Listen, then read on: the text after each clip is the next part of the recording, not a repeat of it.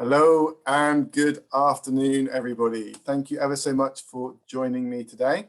It's a pleasure to see so many of you here already.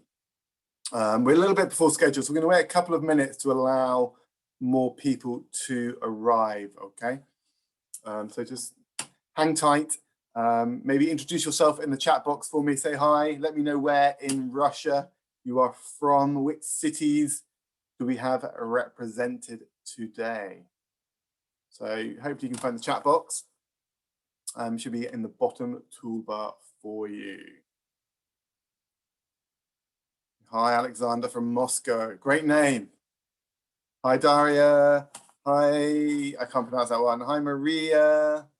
Oh, we have someone from we have Rennie from the Philippines. I'm not sure how that happened.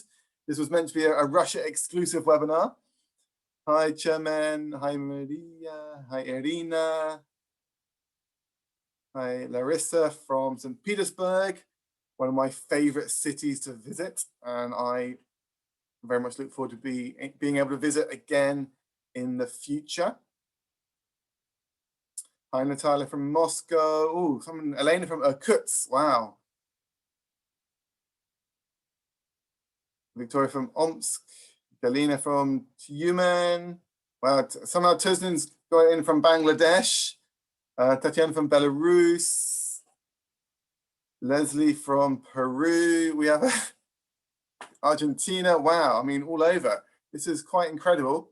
But I should point out that this was is meant to be a Russian exclusive webinar. So all the contact details and everything will be for Russia only. So for those who have come from further afield, please be just be aware of that. Yeah, I appreciate that, Rosemary. The link can be accessed by anybody. I appreciate that. Hi from Istanbul, but from Russia. Okay, thank you, Katerina. From Vorozhnev. Thank you, Tatiana. Lovely. Okay, I'm just going to give a few more minutes for a few more people to turn up. Okay, Anna, will you kindly let me know if the certificate is available for the session? Okay, it's a good question, which I will answer for you, for those who are now. For certificates will be sent out by our partners in Russia, Onara. They will send out the certificates and a link to the recording in 5 working days, okay? So it won't come immediately afterwards. It won't come tomorrow, but it will probably come early next week. Okay, from Oman. So don't worry, you will get certificates. You will get a link to the recording. But in regards to the certificate, I should say that you do need to attend at least 50% of the webinar. Okay, that is a condition of having the certificate. Okay. So listen, I think we should make a start. Just to reintroduce myself, my name is Alex Warren, and I work as the Senior ELT Academic Consultant for National Geographic Learning. And I am currently based in the United Kingdom, where I've been stuck for pretty much a year now, as have most of you. And today, as you can see, as you read previously, we are talking all about the importance of connections in language learning. And hopefully throughout the session, we will be making our own connections with each other, even in this kind of virtual environment in which we find ourselves. So there will be some interactive tasks using the chat box as well as an external website, and I will share the link for that with you during the session, okay? So listen, let's make a start. And I want to start by asking you a question. And I would like you to answer this question in the chat box for me, okay? And it's a very simple question, given the title of the talk. I want to know, what kind of connections do learners have to make to facilitate effective language learning from your experiences? What would your answer be to that question? What kind of connections do learners need to be successful, engage, motivated students? What kind of connections do they need? Any ideas in the chat box, please? Okay, good, Ferries. Real world setting applications, social connections, good, Turab. Maybe if you want to, or Kalina rather, I should say, to own their experience. Thank you, Natalia. Hi, lovely to see you. What else do we have? What other suggestions? And I should say there's no right answer, there's no wrong answer here. It's just your views and opinions. Okay, collaboration, so working together, so connections with each other. Good.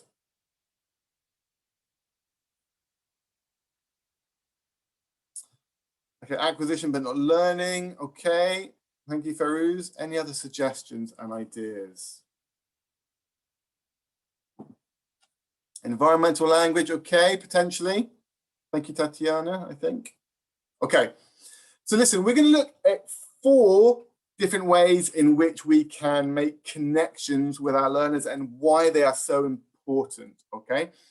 And we're going to start with the first one. And I should say that these are not in any particular order of importance, but there are 4 sets of connections that I feel that our learners have to be successful in the classroom. And we'll look at how we can facilitate that as much as we can do, okay? So, first up, we need to make sure that they can connect to each other and, of course, the teacher. You know, we know that building up a rapport with your learners is so important. It will make them or allow them to feel connected to other learners in their learning community and, of course, the teacher. And they need this to feel safe, which is a really important requirement for learning. So if you want to create optimal conditions for learning, you need to get to know your learners' interests, their readiness, their strengths, as well as their learning preferences, and allow them plenty of opportunities to work with each other. As Frederick points out, students who have positive relationships with their peers have been found to have high levels of engagement, motivation, and achievement. Now, I am sure all of us want our students to be more engaged, more motivated, and to have high levels of achievement. Just kind of raise your hand, use your reaction buttons to let me know if that is something that you want for your students. So just raise your hand if you agree with that statement. Okay, perfect. I can see lots of hands being raised. Wonderful. Okay, good. You know, we all want that, right? So how can we achieve making connections between our students for these high levels of engagement, motivation, and achievement? Well, I'm going to suggest 4 steps or 4 suggestions here. First of all, we need to be able to promote trust, empathy, and acceptance between our students. So this means there will be less conflict between your learners. And as a result, better achievement. And it's done by learning about each other. Lots and lots of getting to know you activities throughout the whole school year. Icebreakers, lots and lots of personalization. Because basically, the more that they know about each other and the more that you know about them, the better. So really, it's a lot about classroom management, group work, pair work, mixing students up as much as possible. Secondly, and linked to this, of course, is this idea of promoting group cohesiveness. A feeling of us, a feeling of belonging. Because if they feel that sense of belonging and that sense of safety, they are far more likely to be engaged in the tasks. But like I said, lots of teamwork and actually also some competitiveness as well. You know, students like competitiveness. Working together in a team that way gets them working together better. And all of this of course promotes collaboration. And in turn, that can also help with this sense of shared responsibility. And by shared responsibility, I mean with the teacher and the students themselves, them taking responsibility for their own learning, but also for the behavior in the classroom and for helping one another. So how can we achieve this kind of 4-step to peer connections? Well, there's something I like to do right at the beginning of the school year to help students to get to know more about each other. And I kind of started doing this by emailing my students and introducing myself and asking them to introduce themselves to me. But what I realized here was that it was only me getting to know the students. So I changed it. I created a Padlet, much like this one, where I introduced myself and I asked my students to introduce themselves on the Padlet. So this one I've called The Secret Life of Me. I would like you to navigate to this Padlet, and I'll give the link in the chat box in a moment. And I'm going to share 3 things about yourselves that your colleagues probably don't know about you. So for example, for me, you can see there that I have a twin brother who is 5 minutes older than me. I love watching, reading, and playing cricket, or reading about and playing cricket. And I have visited over 50 different countries. Now, the secret here is that once students have introduced themselves, you ask them to ask questions about each other. So for example, you might say, okay, you visited 50 countries, Alex. Which of those countries did you like the most? Maybe it's a question about my twin brother. Are you similar or dissimilar, etc., etc. So I'm going to share the Padlet link in the chat box, and I would like you to navigate to the Padlet site, either using that link or using the QR code on the screen. And once you're in the Padlet, I would like you to introduce yourself. So write your name at the top in the title section. I've written me. And then 3 things that your colleagues probably don't know about you. And all of this in the sense of creating our community to make connections between you and me and all of the other people within the webinar. So I'm now going to share that screen. Bear with me a second.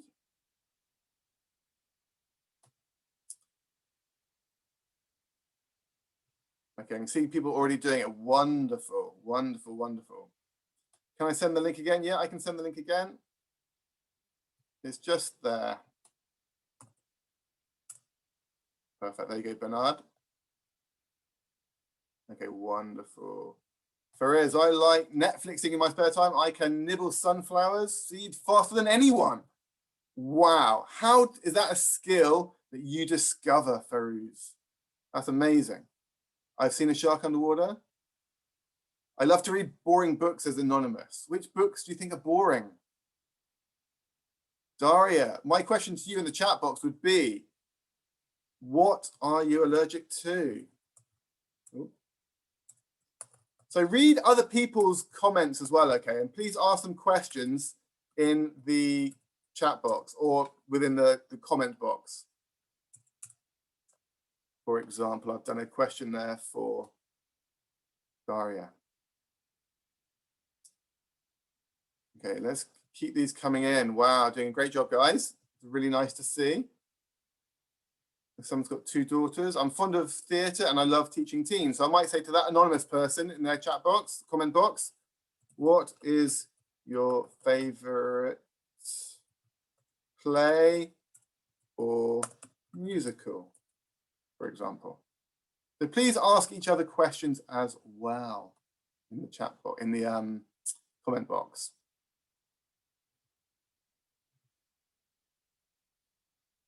Okay, that's fine. If you can't use Padlet, that's absolutely fine. No problem. Maybe you've only got 1 device. That's absolutely fine. But great. I play judo, says Isa. I sleep without a pillow. I'm a books collector. So I'm going to write a comment there. How many books do you have? And then you can obviously re-comment on those questions.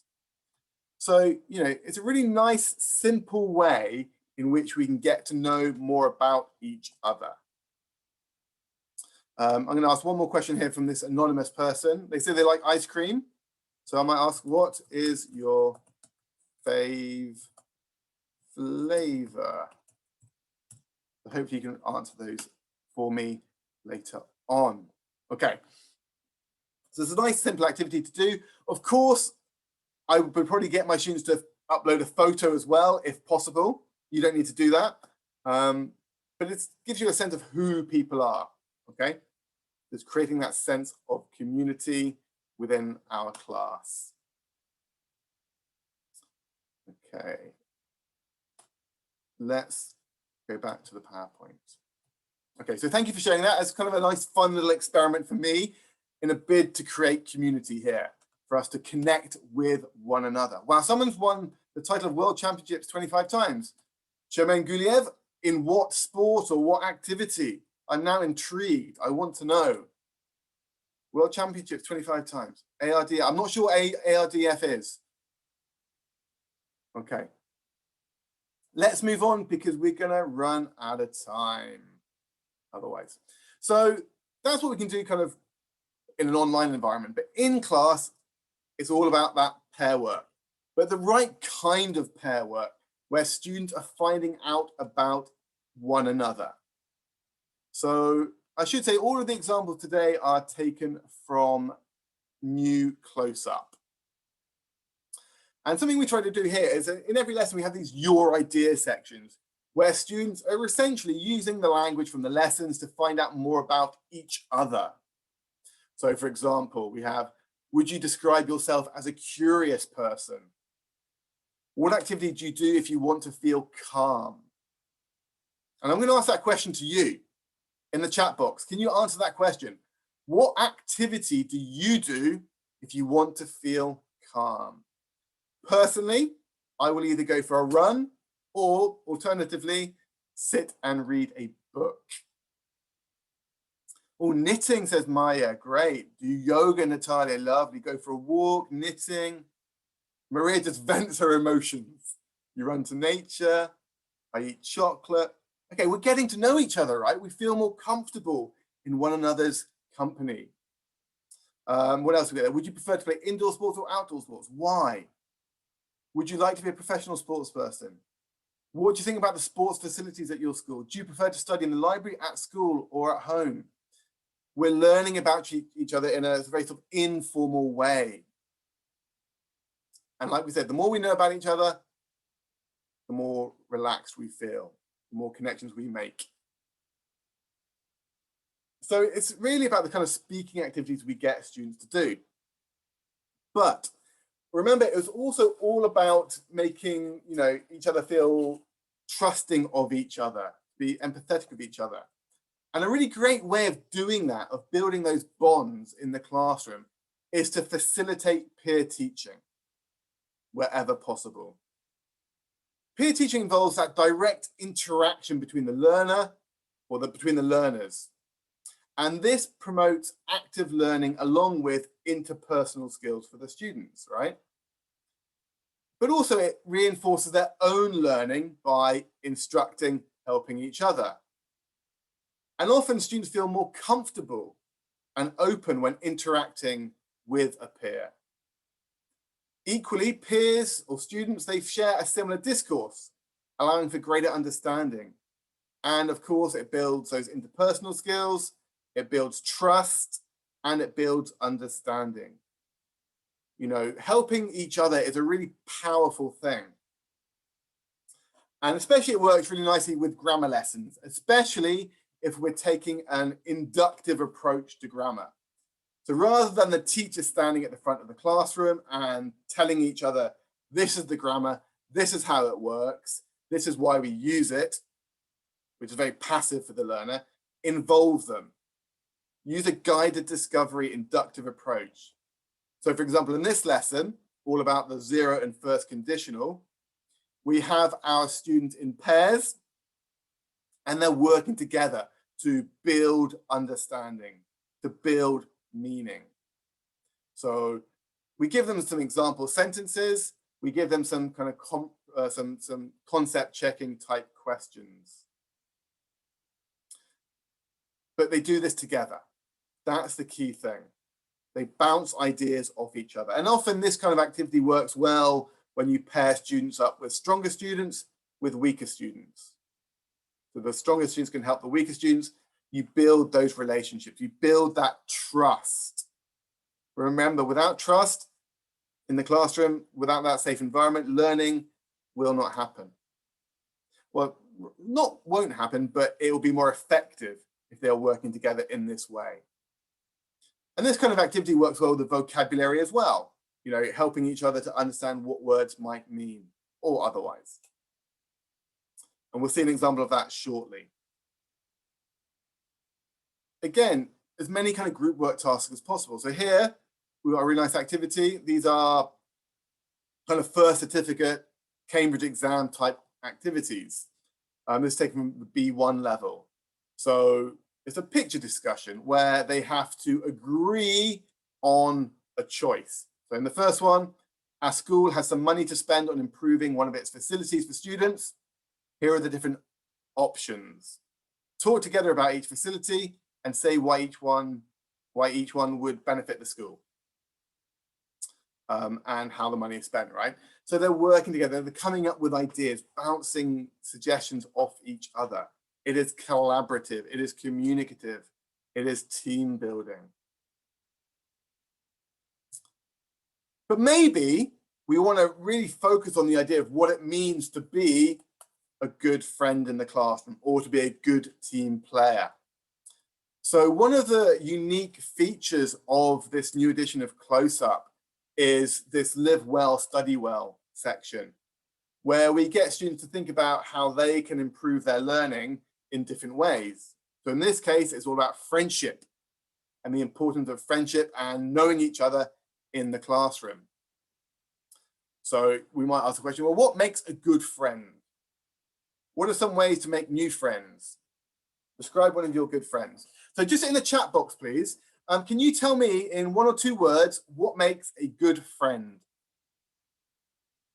What do you think makes a good friend? Any suggestions? Loyalty, thank you, Farouz.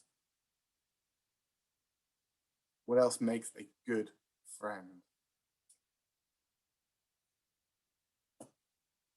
The bond with each other, trust, exactly. And that's what we want in the classroom.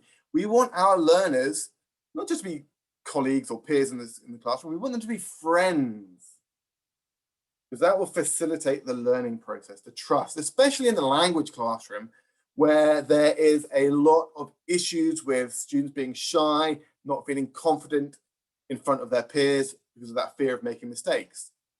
But if everyone is friends, if they're working together, then that can actually help alleviate that issue. Okay, good, Berku. Empathy, honesty. So all of these things link to making connections to one another. And then we get this kind of, you know, discussion where mind your mind. Be yourself at new school. You don't know anyone. What do you do? How do you deal with that situation?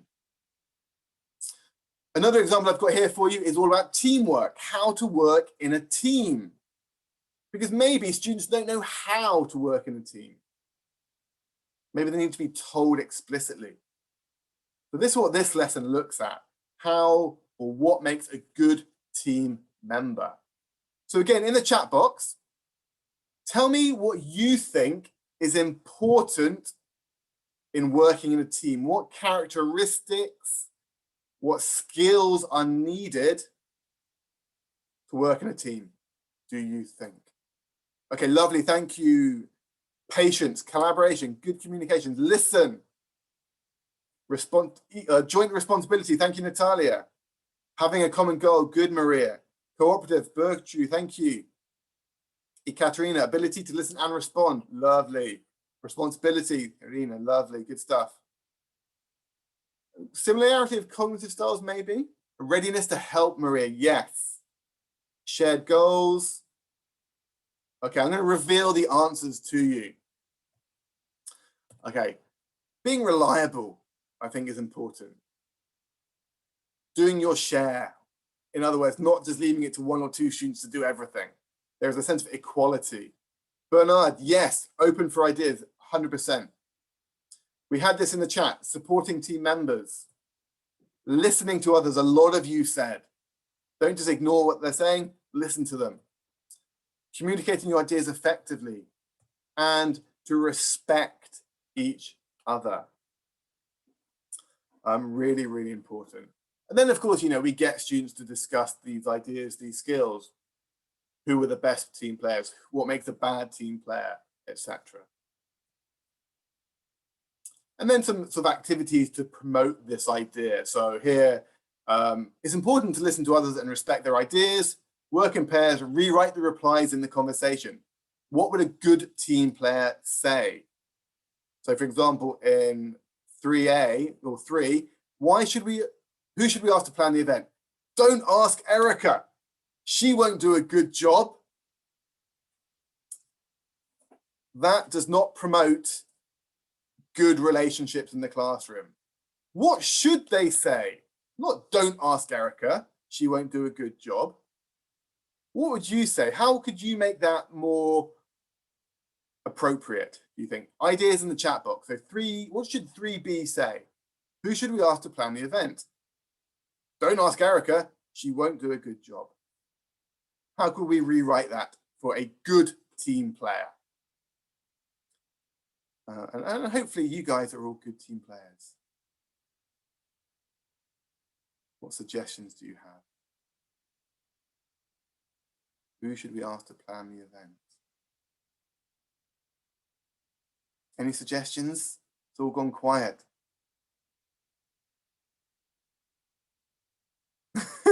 Natalia, thank you very much. Okay, ask Charlie if he's good. Okay, yeah, exactly. Ask them, who is good at who's good at planning? Exactly, and open the invite. Nice, Maria. If you think of Erica, it's maybe not her strongest side or her strongest skill. Exactly. So we need to be a bit more tactile, and that's a skill that students need, especially when they're working in class on projects. Now, we all know the value of projects in the classroom, but for me, the biggest benefit of it is this idea of working together, that team spirit, the collaborative nature of projects. And you need to have the right kind of skills for that. So here we've got a couple of projects. The first one we'll look at, they're working teams. They're on a desert island, so it's a classic team building one. What do you think we should take with us, or what should we have? Number them in order of most important. And to do this effectively, they need to know what it means to be a good team player. Don't just dismiss other people, communicate your ideas effectively, take part, etc., etc. So, course books with projects are great because they develop so many skills, especially those soft skills of collaboration, communication, ideas generation, critical thinking, etc.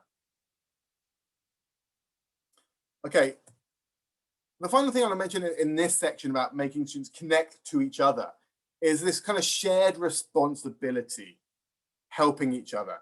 So here we've got a reflection task at the end of a writing lesson. Now, it says here, complete the reflection task or checklist, then discuss your answers with your partner. So it's being open, but it's also getting students to peer check, peer assess each other. For me, the idea of peer assessment is really important in the classroom. And I try to facilitate it wherever I can. That they can give good advice, that they can give constructive criticism to one another. Because that builds trust, it builds empathy. But it needs to be done in the right way.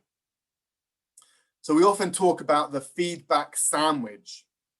Now, the feedback sandwich is very simple. First of all, we say what's good about a piece of work. We then say what could be improved. So the middle bit is what could be improved. And then the bottom of the sandwich or the top of the sandwich is you re-emphasize what was good about it. So it's kind of good feedback, negative, critical feedback, good feedback. And that's a really good model that we can use with our learners. Okay, and there are other models that you could use. There's the table of feedback as well, which is a similar process, but it's got more steps to it. Okay, so building trust, building empathy amongst our students to develop those connections between them. Number one. Number two is this idea of connecting to prior learning and knowledge. And this is a kind of a well-proven feature of language learning. And in fact, it's one that David Azubel wrote about famously in 1968. Prior knowledge is the most important factor in influencing learning. Ascertain this and teach them accordingly. Essentially, this is relating to the idea of schema and the implications that it has for the classroom. And the basis of it is that teachers need to realize that students can remember substantial amounts of new information only if they link it to existing knowledge, existing ideas. Because if they don't, people will forget that information if they don't integrate it into their existing knowledge frameworks. So, how might we do this in the classroom? Well, to be honest, I think it's something that we do very often, actually. You know, we start a new unit, we get students to brainstorm what they already know or to discuss what they already know. So here we have a unit all about the digital world. We get students to think about what they can see in the picture, but also to think about technology and their lives. How has technology made our lives better than our grandparents' lives? Why not? So we're kind of linking it to their own experiences, their knowledge. In other words, it's a kind of diagnostic of what they already know, but we want to activate that knowledge before starting the lesson. Now, you can put this into another perspective, and you might call them entry tickets. Now, I use entry tickets a lot in my classes. In fact, I did it right at the beginning of this webinar. I asked you about what connections you thought were important for learners. I therefore was activating your schemata. That was my entry ticket. And we can use these for all types of lessons. Vocabulary lessons, grammar lessons, reading lessons, listening lessons, whatever. It's just asking the right kind of questions. So, for example, here we can make it more personal. What technology could you not live without in your everyday life?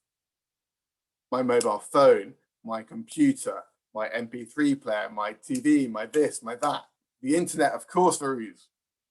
But we're just very subtly getting them to think about what they already know, in this case, about digital, the digital world. And, you know, it's essentially part of brainstorming ideas. It's something we do a lot, and we can do it online as much as we do it in the classroom. And my favorite program for doing that is using Mentimeter. Very quickly, put your hand up if you have used Mentimeter before, if you're familiar with Mentimeter. Of course, perfect. Lots of hands going up, great. It's just a great program to be able to brainstorm ideas. Here's an example of one that I did previously. How can technology enhance language learning in and out of the classroom? And lots of great vocabulary came up, lots of great ideas in a very visual way. So straight away, I can see what ideas, what thoughts, what knowledge my students already have. And that can therefore help me to guide my lesson, to teach my lesson at an appropriate level.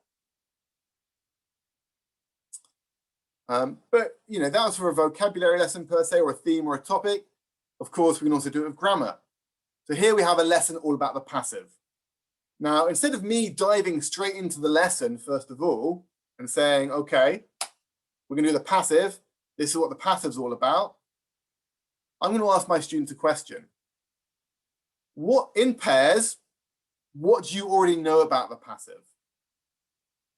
Then maybe get them to write a sentence using the passive or their understanding of the passive. And if I'm in an online environment, I can get them to email that to me, or sorry, to message that to me in the chat box. Or if I'm in the face-to-face classroom, I can obviously just monitor the classroom before eliciting those responses, those answers. and it gives me a really good idea of where my students are at. If I want to be more specific about it, I can ask them, well, okay, on a scale of 1 to 5, how confident are you using the passive? Now, I might get students to hold up pieces of paper. I might get them to use fist of 5. So the fist of 5 is a really nice technique where if they know nothing, they hold their fist like this in class or on the cameras online. 1, 2, 3, 4, 5. So I get a really good, clear idea of where my students are at. And that can help me with my groupings in the class. It can help me with how I approach the grammar in the class. Okay, so that's kind of the idea of entry tickets, but how else can we do this? Well, using the inductive approach we mentioned earlier for connecting learners to each other for peer teaching, this works equally well for connecting to prior learning. So it's basically asking them, what do you already know about the passive? So read the sentences, 1 and 2, answer the questions. If they already know a little bit about the passive, this reinforces what they already know. It brings that to the surface. It reminds them. In other words, it links back to previous learning. Okay. So what it does, this inductive approach, it allows teachers to see what students already know and what they don't know. And then you can conduct the lesson in the appropriate fashion. And this kind of concept applies, like I said, to all types of lessons, including reading lessons. We mentioned about the schema theory, and there's a really nice quote here that I think sums it up. Call it schema, relevant knowledge, background knowledge, prior knowledge, or just plain experience. When students make connections to the text they are reading, their comprehension increases.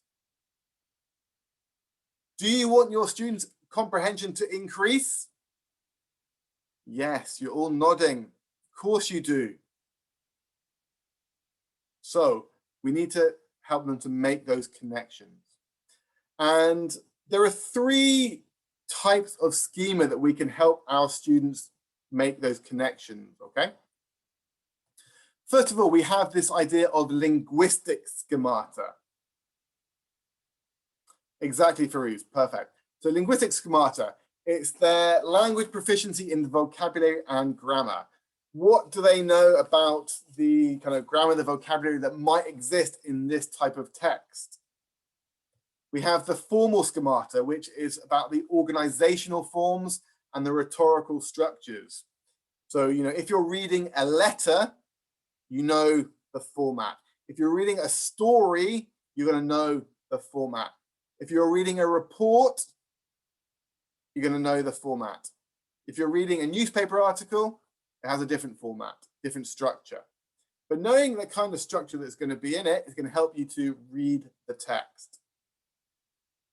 And then the one that we do mostly in class, I think, is this content schemata. Their background knowledge of the content of the subject. So here the lesson is all about the brilliant brain. I would, of course, you know, activate their schemata, asking them out, well, what vocabulary do you know connected to the brain? What verbs do we use with our brain? So I'm going to ask that very quickly to you in the chat box. What verbs can you think of that the brain does? Apart from think. What else does the brain do? In terms of verbs. Process, good. Ponder, Farouz, love that word. What the vocabulary might come up. Process again, Turub, thank you. Store, fabricate. Development, good, Daria.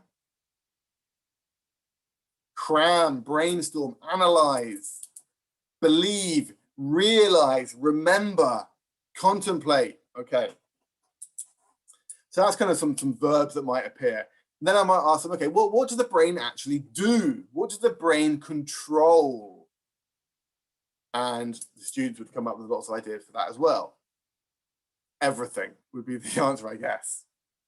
But by activating schemata in different ways, it makes connections to prior learning, because what you bring to the text is equally as important as what is actually in the text. That is what reading is. It's bringing existing knowledge and matching it to new knowledge within the text. And that facilitates the reading process. Okay, so for example, another way of doing this is something that we do very often, I'm sure. We use KWL charts. You know, very often we use these with younger learners, but I use them with teenagers, I use them with adults. We ask them with the text, what do you already know about, in this case, in this lesson, about satellites? And they'd come up with lots of ideas.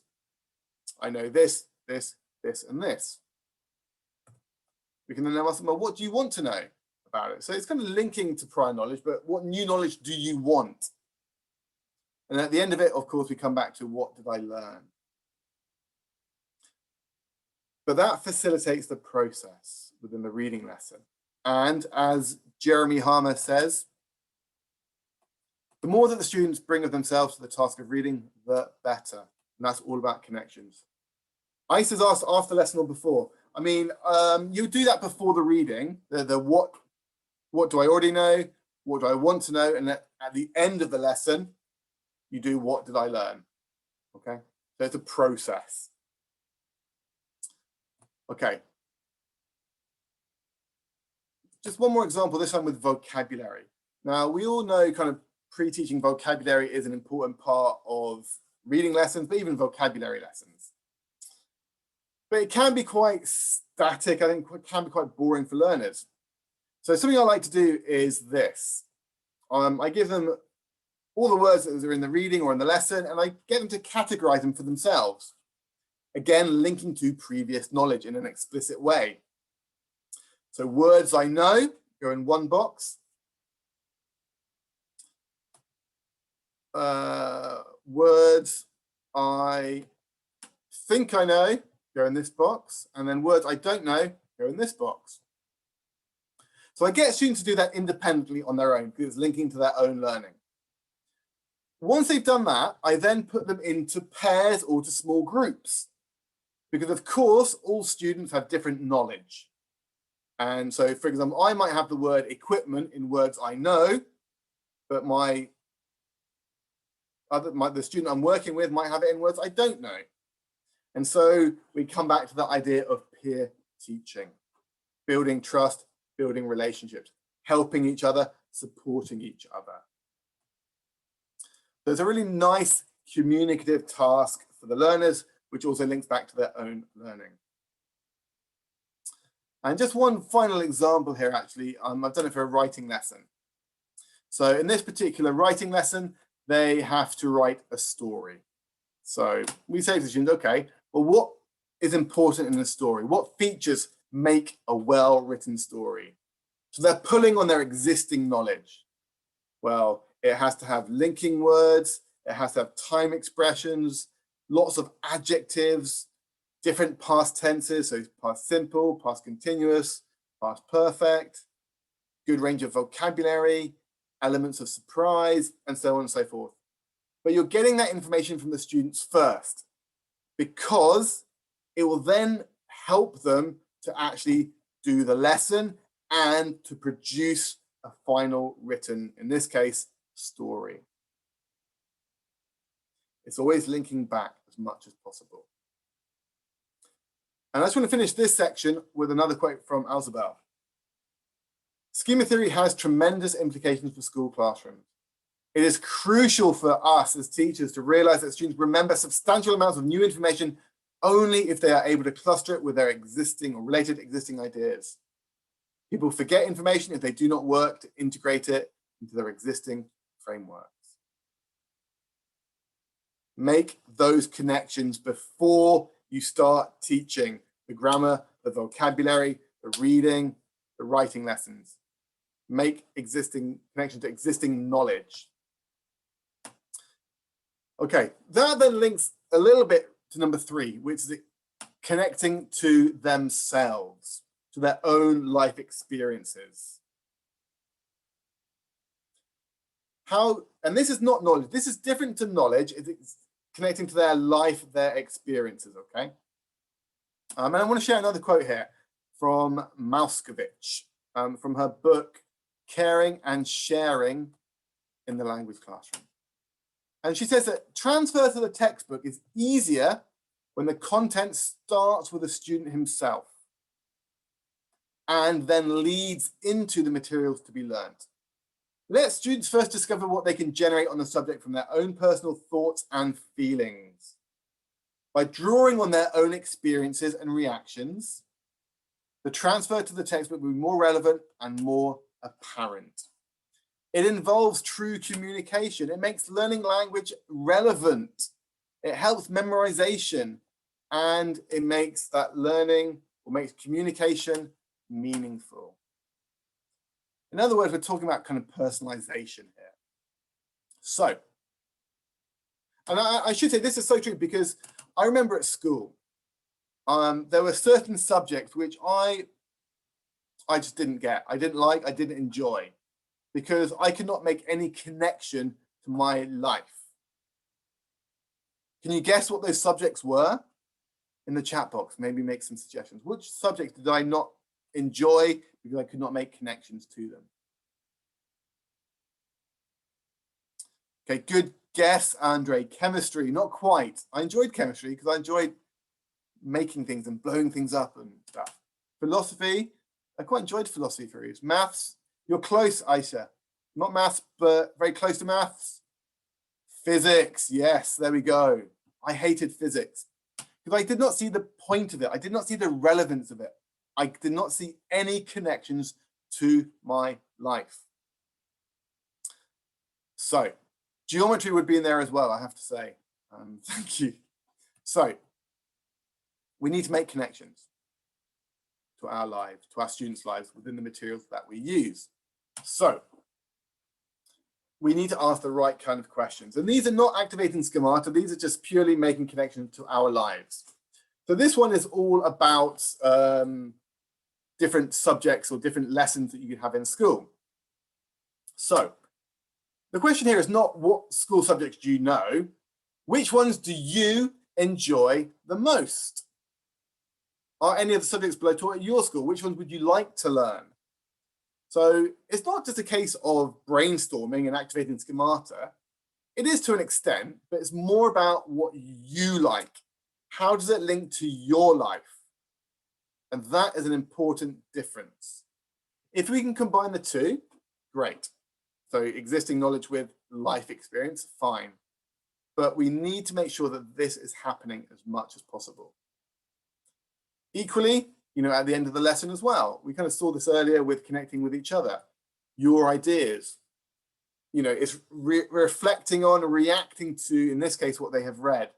Are you interested in any of the activities mentioned in the text? Which ones? Would you like to do a weekend or evening course? Why not? Let's have a quick look at that. So I'm going to zoom in a bit. So I'm going to go through these, and in the chat box, I want you to tell me which ones of these you would potentially like to do. So we've got bread making. Wow, weekend bread making course. Learning Italian, well, not just Italian, but learning about Italy, Renaissance art, the food of Tuscany, the history. Writing a novel, so a writer's break. A on the move course, crafty creations, a craft making weekend. What else do we have? We have survival training, digital media, dances around the world. Which one would you like to do? For me, I love a bit of survival training. So I'd probably go for that one. But equally, I like all things Italian. So maybe I'll go for the Taste of Italy weekend. Share your thoughts in the chat box. I can see some of you are already. Okay, Daria's going for a Taste of Italy. Okay, and of course, you'd get students to explain why. Why would you want to do this one? I want to go on survival training weekend because I remember at school, I always used to like doing these kind of activities and games. Galena wants to go write a book. Lovely, Galena. Thank you for that. Digital marketing. Okay, maybe Maria, that's something you want to do in the future. Taste of Italy seems popular. Okay. But, you know, we can't really do this properly in the online classroom like this. We don't have breakout rooms, but you kind of get the sense. I get a sense of who you are. Let's look at a different example. This one is all about a orchestra with a difference. But again, it's not, you know, the first question in my head would be, oh, name as many instruments as you can. That's activating schemata. It's not linking to the students. So in this case, that's, yeah, that's activating existing knowledge, connecting to prior knowledge. But questions 2 and 3, can you play any musical instruments? If not, which one would you like to play? What kind of music do you listen to when you want to feel happy, feel calm, revise, go to sleep, do exercise? It's making those personal connections. Okay. So I'm going to ask this question to you again. What kind of music do you listen to when you want to feel happy? What type of music? In the chat box, share with me your thoughts.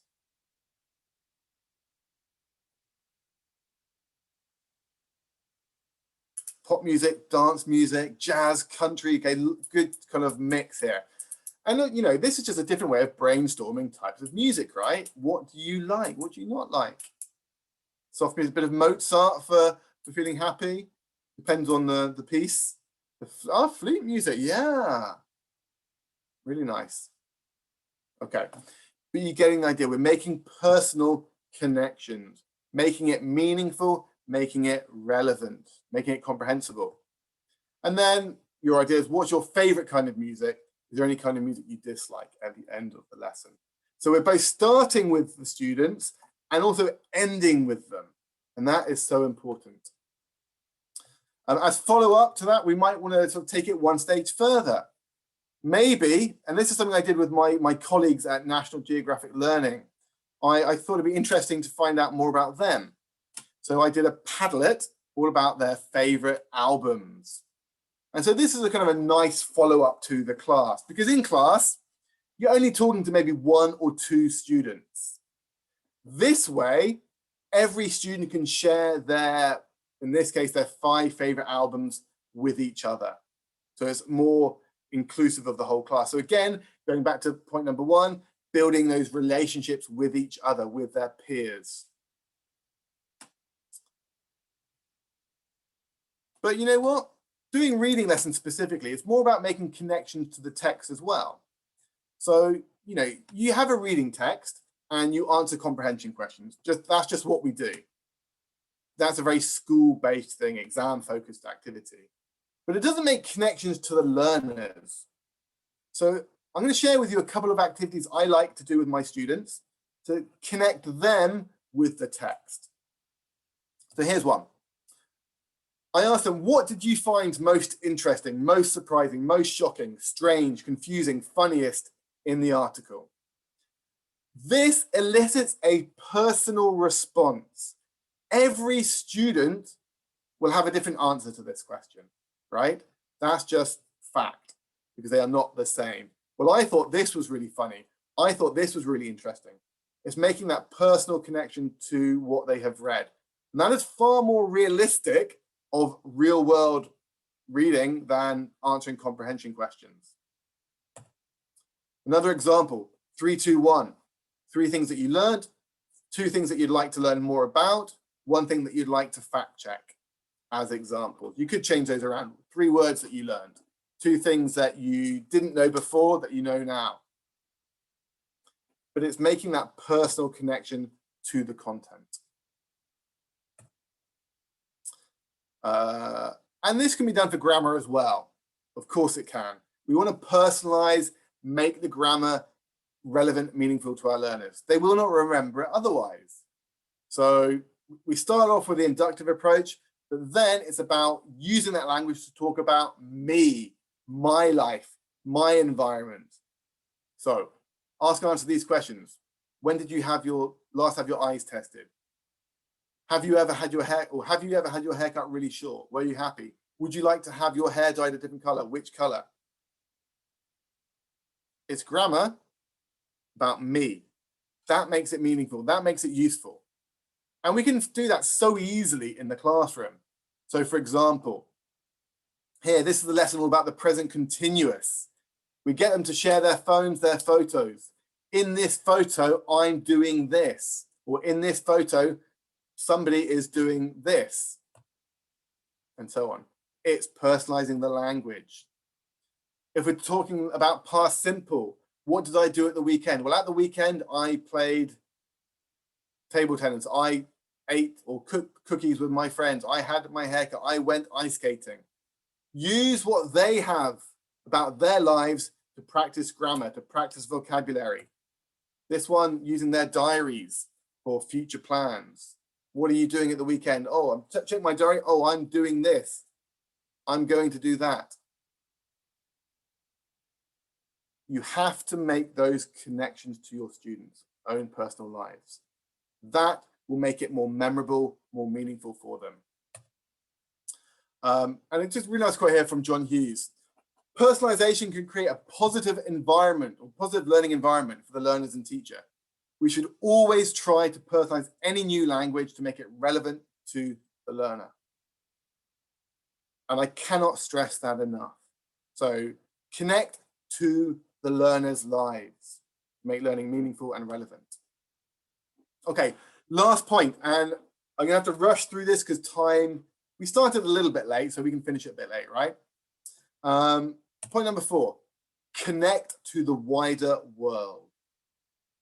Why? Because the CFR tells us to. Language learning and teaching overall goals should be to achieve a wider and deeper understanding of the way of life and forms of thought of other people and of their cultural heritage. You know, we are living in the 21st century. It is a global world. We have to make connections to what is outside, not just our city, our country, but the whole world. And in fact, some nice research tells us that 33% of language learners regarded learning about other cultures as a benefit of learning a foreign language. And that's from research done in 2014. And I couldn't agree more. You know, people learn a language because in many ways, they want to learn about other cultures, to be able to visit other places. And at the heart of all of this is curiosity, right? A curiosity about the world that we live in. And as English teachers, we're especially lucky for this because English is not just learning about English culture or British culture or American culture. It's learning about world culture because English is the lingua franca of the world. There's something like 3 billion non-native speakers of English. It doesn't belong to me as an English person or a British person. It belongs to the world. So we need to share that world with our learners. And that's something that at National Geographic Learning, we do in all of our products. You know, these are all examples taken from New Close-Up. So, you know, it might be that we're in Tbilisi in Georgia, we have the orangutans in the Indonesian jungle. Maybe we're in Kenya. Maybe we're in Venezuela, Peru, America, Spain. We can bring this content into the classroom through readings, through video, through photography. And just to give you some examples, here we have a lesson all about festivals around the world in Spain, Trinidad, Japan. Forest bathing. Who knew that was a thing in Japan? What is forest bathing? I want to know more about it. Greener cities in South Korea. The zebras of La Paz in Bolivia. What's all that about? That looks interesting, right? Living underground in Tunisia, Australia, and Spain. The sapeurs and sapusas of Kinshasa in the Dominican Republic. Sorry, in the Democratic Republic of Congo. And the secrets of long life in Greece, Costa Rica, and Japan. Rosemarie says, how interesting. Of course it is, right? You know, we all want to know more about these things, these places, this world that we live in. This is engaging, it's motivating. So making connections to the world engages our learners at a higher level. It engages that curiosity, that need, that desire to want to know more about the world that we live in.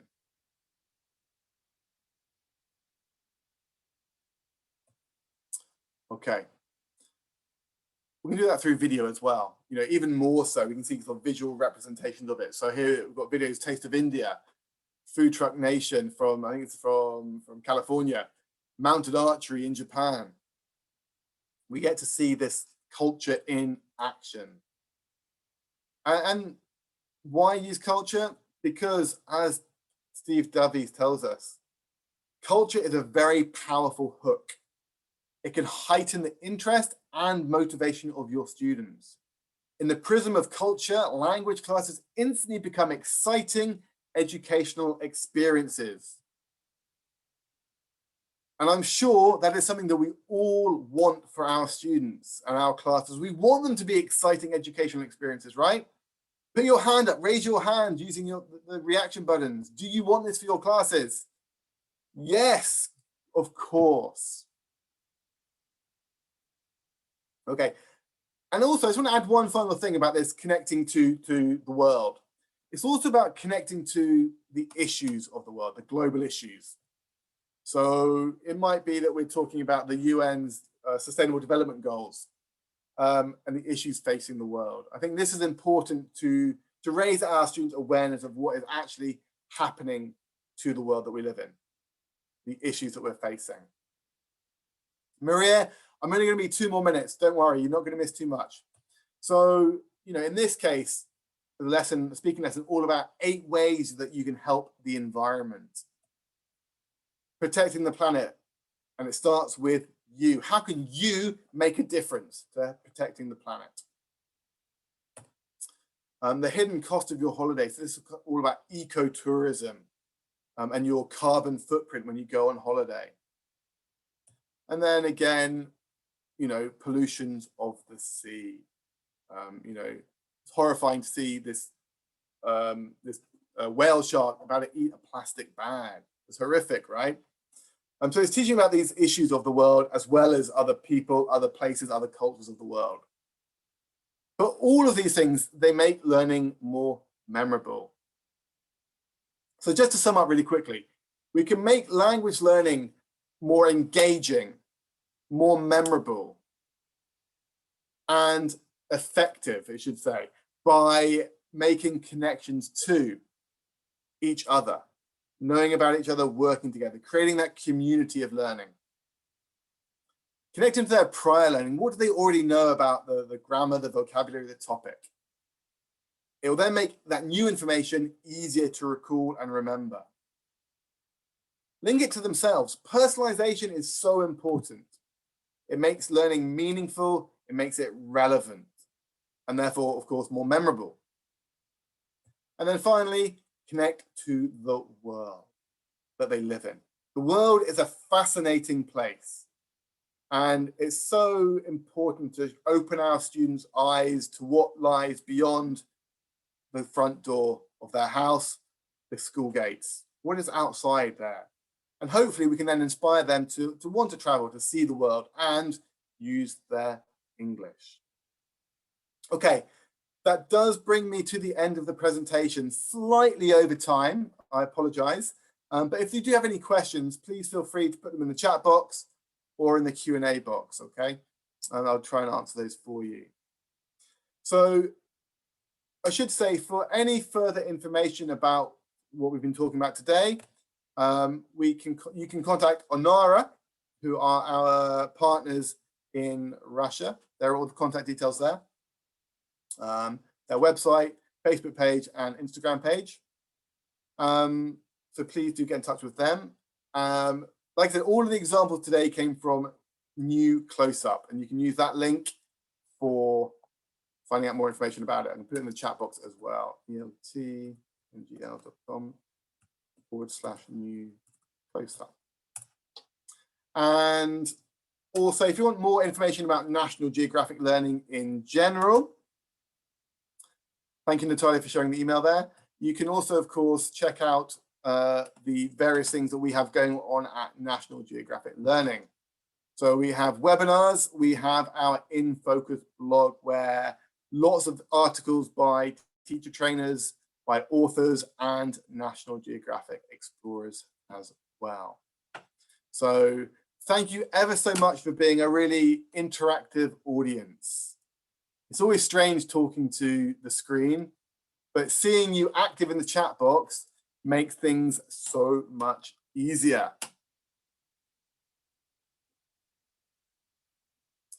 Thank you, Maria. Yes. It's all about practical ideas, right? I want to give you ideas to make you better teachers and give you the content to do so as well. Any questions? Okay. I should just reiterate as well that for those who came late, we will be providing certificates. These will be sent out within 5 working days. So we expect to have that by the middle of next week, let's say, early next week. That will also come with a link to the recording of the webinar. So if you've missed any, if you missed a bit at the start, then you'll get that link as well. Okay. You'll also get an automated email generated by Zoom. This is just a thank you email. This will not contain the link to the certificate. Okay. That will come later directly from the wonderful team at Onara. Okay. Okay, I'm just checking through for any questions. No. Okay. Well, listen. I'm not sure how the situation is in Russia right now with the coronavirus, but hopefully things are looking up, things are looking more positive, and fingers crossed that later in the year, I'll be able to venture over to see you all in well, normally St. Petersburg, Moscow, and wherever else I can get to come to. But until then, I wish you to stay safe, stay well, stay healthy, and good luck with your continued teaching, okay? So thank you ever so much, and goodbye for now.